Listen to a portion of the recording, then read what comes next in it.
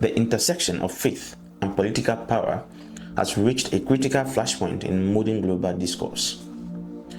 As headlines steadily feature leaders utilizing spiritual rhetoric to consolidate control, a profound crisis of faith is unfolding on a global scale.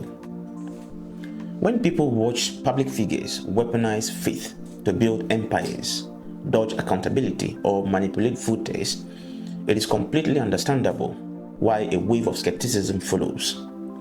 It pushes the people to ask, if religion can be used so easily as a tool of control, is it inherently flawed? Now, this tension is not abstract. It is actively reshaping the landscape of the world's largest organized religions.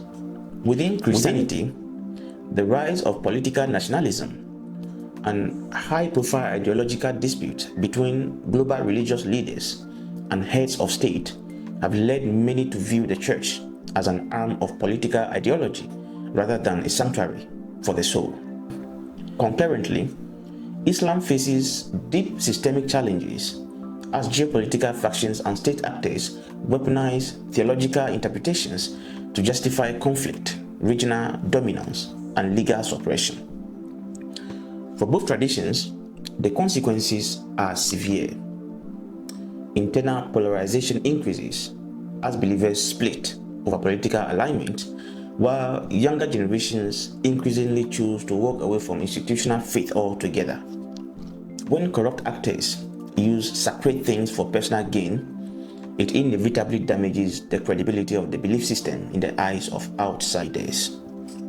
Now, to understand this crisis, the objective must shift away from defending the doctrines or institutions of either Christianity or Islam. Instead, the focus must turn toward defining what constitutes true religion, exploring the foundational nature of the divine, and uncovering the thread of universal unity that underlies existence.